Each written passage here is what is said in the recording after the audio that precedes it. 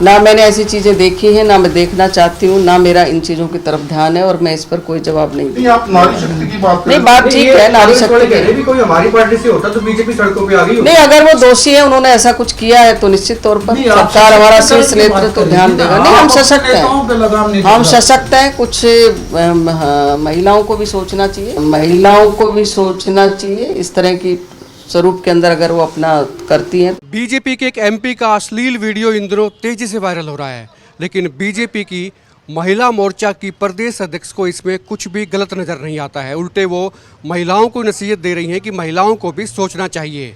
कमाल की बात है, गजब की बात है। महिला सशक्तिकरण की बात की जा रही है और बात भी जो पार्टी करती है उसी पार्टी के अंदर इतना बड़ा एक कांड होता है, उसकी वीडियो आती है और उसके बाद में ये जवाब आते हैं। दरअसल बीजेपी महिला प्रदेश अध्यक्ष उषा प्रियदर्शी आज झांसी आई थी। यहाँ पर बीजेपी की महिला महामंत्री हैं प्रदेश की गायत्री देवी, उनके आवास पर पत्रकार वार्ता थी।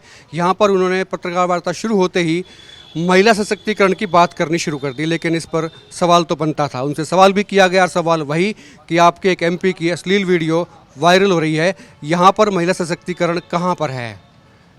इस पर कोई जवाब नहीं बना। तर्क भी दिए, कुतर्क भी दिए, जो जो चीज़ें दी वो आपके सामने आपको सुनाएंगे, लेकिन एक बड़ी बात कह दी कि महिला को भी इस बारे में सोचना चाहिए।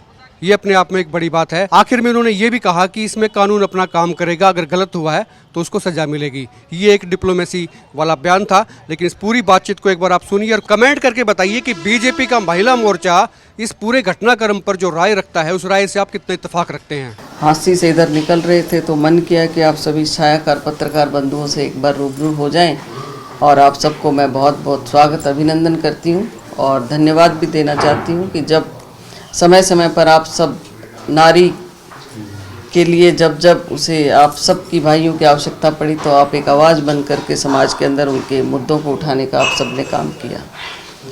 देखिए, ये विशेषता तो है ही, क्योंकि लोकतंत्र का सबसे बड़ा महापर्व चुनाव जो है वो आगाज़ हो चुका है पूरे देश के अंदर और हरियाणा के अंदर भी, क्योंकि लोकसभा की हमारी 10 सीटें हैं और हम उनको बहुत अच्छे बहुमत से जीत सकें, इसके लिए नारी शक्ति को एक सशक्त रूप में हरियाणा के अंदर इस चुनाव के अंदर अपनी भागीदारी, अपना योगदान दे सके, इसके लिए निरंतर हमारे प्रयास चल रहे हैं। सोनीपत में कुछ एक वीडियो वायरल हुई है और वो आप ही की पार्टी से बड़े वरिष्ठ नेता हैं, वर्तमान में भी हैं, वो बहुत बड़े वरिष्ठ नेता हैं।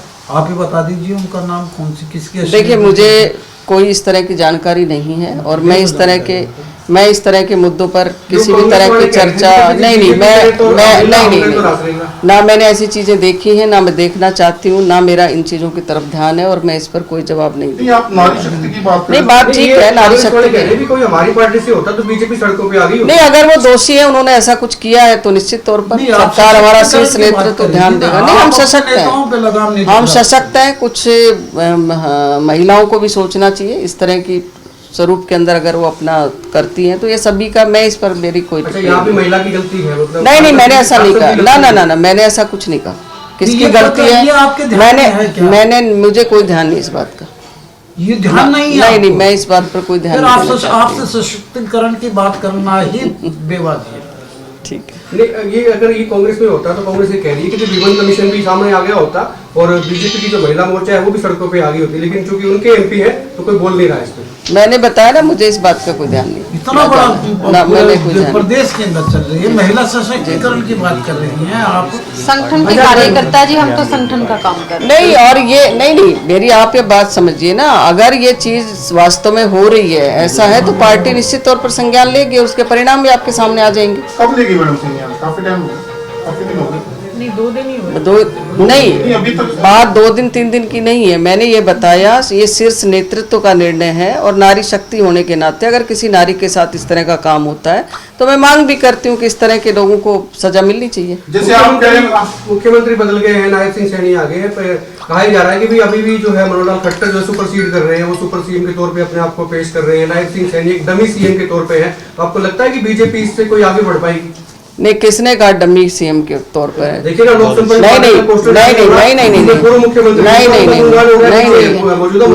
नायब सिंह सैनी जी एक कार्यकर्ता के रूप में मंडल स्तर से उठकर आए हुए कार्यकर्ता हैं।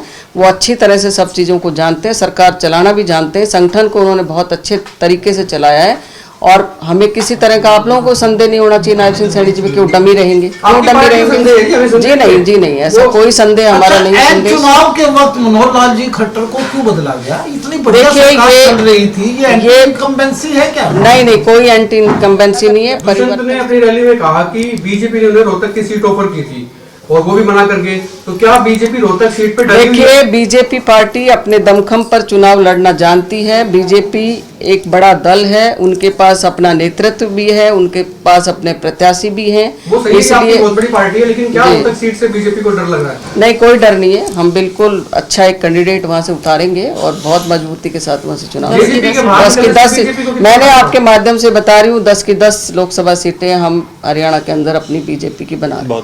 जेजेपी के बाहर जाने से, आखिरी सवाल है मैडम, जेजेपी के बाहर जाने से बीजेपी को कितना फायदा?